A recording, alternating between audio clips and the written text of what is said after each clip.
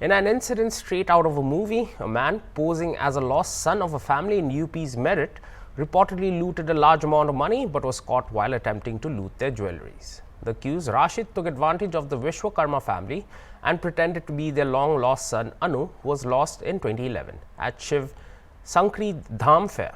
The accused pretended to have become a yogi and reached the family's residence in July 2021, playing sarangi. After the family were convinced that he was their lost son, he told them that the guru who made him a yogi needs to be paid a certain amount of money to allow him to come live with them. It was learned that the family collected rupees 1,46,000 and handed it over to him. Later, on the pretext of driving out a ghost from the family home, he asked everyone to collect their jewelries and pack them inside a bag.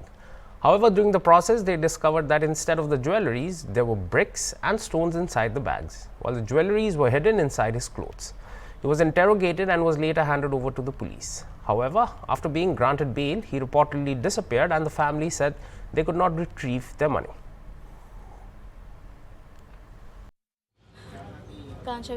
ये बताइए, एक कहानी आप लोग सीखती, एक योगी बन के आता है, फिर वो लूट पाट करता है, निकल जाता है। हमारे मोहल्ले में आए थे वो, जो सड़क वाली जो मोहल्ले है वहाँ पे आए थे। उन्होंने वहाँ से जानकारी वगैरह प्राप्त किया होगा।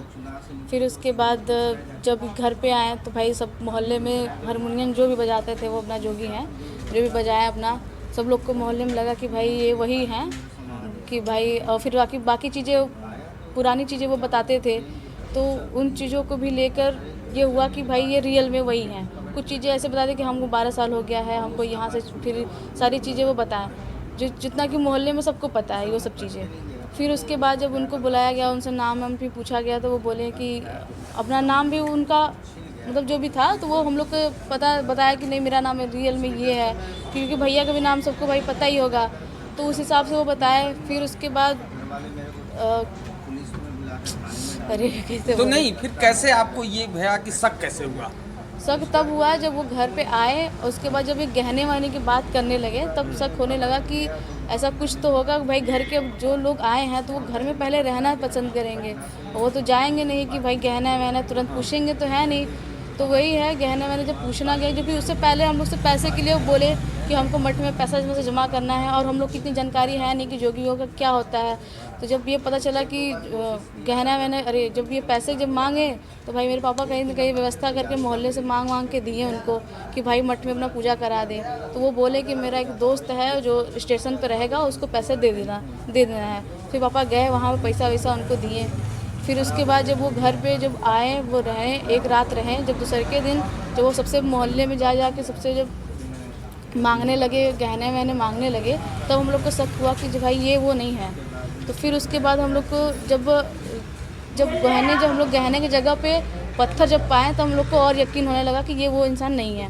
फिर वही हम लोग उसको, भाई मोहल्ले के जितने भी लोग थे, मारे पीटे, सब पूछे। जब पुलिस स्टेशन आया गया तो फिर उसके बाद रास्ते में पता चला कि वो मुस्लिम है। तो मुस्लिम है, उसके 2 बच्चे हैं और शादीशुदा है, 2 बच्चे हैं, और ये सब बाकी चीज़ें पता चली।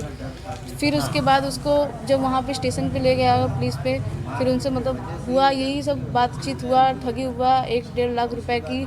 और उसके बाद भाई काफ़ी लोग परेशान थे, घर में सब लोग परेशान था कि ऐसे कैसे हो गया। और कुछ ही महीने के बाद 7-8 महीने के बाद फिर मेरे रियल भाई आए, तो लोग उन पे यकीन नहीं कर रहे थे। तो फिर उनसे पूछा गया बचपन की सारी कहानी, तो वो बताएं। तो अभी उनको बताया गया कि भाई उनसे पहले भी एक लोग आकर ठगी कर चुका है, तो उनको भी यकीन नहीं हो रहा था कि मेरे घर वाले मेरे भी यकीन नहीं किए। तो वो उसका बात करने का तरीका भी उस तरीके का था कि लोग उसमें बात में अटैच हो जा रहे थे। तो यही सब है। ठीक। सर ये बताइए कि ये एक मेरठ में पकड़ा गया है, गिरोह पकड़ा गया है जो कि साधु बन के ये गया था घर पे, और बाद में पता चला कि ये मुस्लिम लड़का है। मिर्ज़ापुर में भी ऐसा एक कांड हुआ था, क्या है उस कांड, कौन सा कांड था और क्या प्रगति है उसमें?